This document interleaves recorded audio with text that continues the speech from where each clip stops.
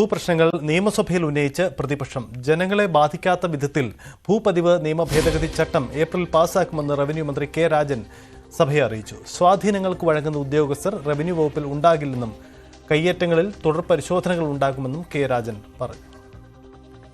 ഈ സഭയോട് പറയട്ടെ, ഏതെങ്കിലും വിധത്തിലുള്ള ഉദ്യോഗസ്ഥന്മാർ സ്വാധീനങ്ങൾക്ക് വശപ്പെട്ട് ഏതെങ്കിലും തരത്തിൽ സർവേ മാറ്റിക്കൊടുക്കുകയോ ഭൂമി തെറ്റായി തണ്ടപ്പേര് കൊടുക്കുകയോ ചെയ്താൽ അത്തരം ഉദ്യോഗസ്ഥന്മാർ ഗവൺമെന്റിന്റെ റവന്യൂ വകുപ്പിന്റെ ലിസ്റ്റിൽ ഉണ്ടാകില്ല എന്ന കാര്യത്തിൽ ഒരു സംശയവും അങ്ങേക്ക് വേണ്ട.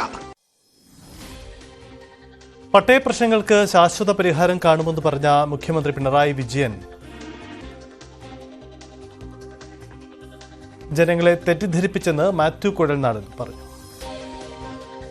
ഇടതുപക്ഷ ജനാധിപത്യ മുന്നണി ഇടുക്കിയിൽ വെച്ച ബോർഡുകൾ എനിക്ക് ഇന്നും ഓർമ്മയുണ്ട് സാർ. ESA പട്ടയ വിഷയങ്ങൾക്ക് ശാശ്വത പരിഹാരം എന്ന് പറഞ്ഞ് ജനങ്ങളെ സമീപിച്ച് വോട്ട് വാങ്ങി നിങ്ങൾ ജയിച്ചു വന്നു. അന്ന് പാർലമെന്റിൽ ജയിച്ചു. പിന്നീട് വന്ന നിയമസഭാ തെരഞ്ഞെടുപ്പിൽ ഇവിടെ ജയിച്ചു വന്ന മുഴുവൻ ആളുകൾക്കും അറിയാം, മുഴുവൻ ഇടുക്കിയിലെ മലയോര പ്രദേശങ്ങളിൽ എഴുതി വെച്ചത് ESA പട്ടയ വിഷയങ്ങൾക്ക് ശാശ്വത പരിഹാരം എന്നാണ്. പക്ഷെ നിർഭാഗ്യവശാൽ ഞാനൊരു കാര്യം പറയട്ടെ, അങ്ങ് മുഖ്യമന്ത്രി അടക്കമുള്ളതുകൊണ്ട് അങ്ങ് അധികാരത്തിൽ വന്ന് 3 മാസം തികയുന്നതിന് മുമ്പ് ഇറക്കിയ ഓർഡറാണ് സാർ എൻ്റെ കയ്യിലുള്ളത്. 9/6/2016 ഒന്നാം പിണറായി സർക്കാർ ഇറക്കിയ ആദ്യത്തെ ഉത്തരവ് സർക്കുലർ. ആ സർക്കുലറിലാണ് ആദ്യമായി പറഞ്ഞത് ഇടുക്കി ജില്ലയിലെ 8 വില്ലേജുകളിൽ NOC ഇല്ലാതെ ഒരു നിർമ്മാണ പ്രവർത്തനം നടത്തേണ്ടതില്ല എന്ന്. ഭൂമി കയ്യേറ്റം 2023 ആരംഭിച്ചതാണെന്നും 2025 നടപടിയില്ലെന്നും പ്രതിപക്ഷ നേതാവും കുറ്റപ്പെടുത്തി. കയ്യേറ്റക്കാരുടെ പട്ടിക കോടതി ചോദിച്ചിട്ട് കൊടുത്തിട്ടില്ലെന്നും അതിന് കാരണം രാഷ്ട്രീയ സമ്മർദ്ദമാണെന്നും VD സതീശൻ ആരോപിക്കും. ഇത് 2022 മുതൽ റവന്യൂ വകുപ്പിന് അറിയാം ഇത് വ്യാജ പട്ടയം ഉണ്ടാക്കി കയ്യേറ്റം നടന്ന സ്ഥലമാണെന്ന്.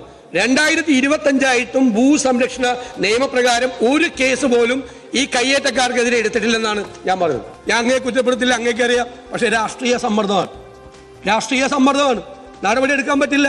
പ്രധാനപ്പെട്ട ആളുകളാണ് അതിന്റെ പുറയിൽ. ഇതില്ല എന്ന് അങ്ങേക്ക് നിഷേധിക്കാൻ പറ്റുമോ? ഇതില്ല എന്ന് നിഷേധിക്കാൻ പറ്റുമോ? ഞാൻ ഈ പറഞ്ഞത്, ഈ ഭൂമി കയ്യേറിയിട്ട് ഒരു നടപടിയും സ്വീകരിക്കാതെ ഈ ഭൂമി കയ്യേറ്റക്കാരുടെ കയ്യിലിരിക്കുക. വിഷയം ചർച്ച ചെയ്യാനാണെന്ന് പ്രതിപക്ഷം സഭയിൽ ശ്രമിച്ചത്. പക്ഷേ സർക്കാർ ചർച്ചയ്ക്ക് തയ്യാറായില്ല. ഇതേ തുടർന്ന് പ്രതിപക്ഷം സഭയിൽ നിന്നും ഇറങ്ങിപ്പോയി. VV അരുൺ ചേരുന്നു. അരുൺ, എന്താണ് സഭയിൽ സംഭവിച്ചത്? സഭയിൽ നിന്ന് വന്നത് ഇടുക്കി ജില്ലയിലെ ഭൂപ്രശ്നങ്ങളാണ്. ചുക്രമുടി, പരുതുംപാറ അടക്കമുള്ള സ്ഥലങ്ങളിലെ ഭൂമി കയ്യേറ്റമാണ് പ്രതിപക്ഷത്തിന്റെ റൂൾ 50 നോട്ടീസായി വന്നത്. ഒരു തരത്തിലുള്ള കയ്യേറ്റങ്ങളും അനുവദിക്കില്ല എന്ന മറുപടിയാണ് റവന്യൂ മന്ത്രി കെ രാജൻ പറഞ്ഞത്. ഈ ഭൂമി കയ്യേറ്റവും ബന്ധപ്പെട്ട് അപ്പോൾ തന്നെ സർക്കാർ നടപടി സ്വീകരിക്കുന്നത്. പ്രതിപക്ഷ നേതാവ് ഇതിനെ എതിർത്തു. പ്രധാനമായും പറഞ്ഞത് 2023 മുതലുള്ള കയ്യേറ്റങ്ങളുണ്ട്, അതൊന്നും ഇതുവരെയും നടപടിയിലേക്ക് സർക്കാർ പോയിട്ടില്ല.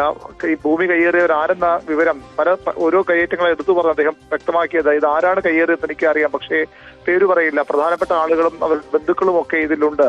അതുകൊണ്ടാണ് രാഷ്ട്രീയ സമ്മർദ്ദം കാരണമാണ് പലപ്പോഴും നടപടി എടുക്കാതെ പോകുന്നതെന്നും പ്രതിപക്ഷ നേതാവ് പറഞ്ഞു. മാത്യു കുഴൽനാടനാണ് റൂൾ 50 നോട്ടീസ് അവതരിപ്പിച്ചത്. സർക്കാർ ഈ അധികാരത്തിൽ വന്നത് തന്നെ ഭൂപ്രശ്നങ്ങൾക്ക് പരിഹാരം കാണുമെന്ന് ഇടുക്കി ജനതയെ തെറ്റിദ്ധരിപ്പിച്ചുകൊണ്ടാണ്. എന്നിട്ട് അവർക്ക് കൂടുതൽ ദ്രോഹം ചെയ്യുകയാണ് പിണറായി സർക്കാർ എന്ന് മാത്യു കുഴൽനാടൻ ആരോപിച്ചു. കയ്യേറ്റക്കാർക്കെതിരെ നടപടിയെടുക്കുന്നതിൽ സർക്കാർ വലിയ പരാജയമെന്ന് ആരോപിച്ച് പ്രതിപക്ഷം സഭയിൽ നിന്ന് ഇറങ്ങിപ്പോവുകയായിരുന്നു. സഭയിൽ നിന്നും പ്രതിപക്ഷം ഇറങ്ങിപ്പോയി. കണ്ണൂരെ ഇടുക്കി ജില്ലയിലെ വിവിധ കയ്യേറ്റ വിഷയങ്ങളാണ് ഇന്ന് നിയമസഭയിൽ പ്രതിപക്ഷം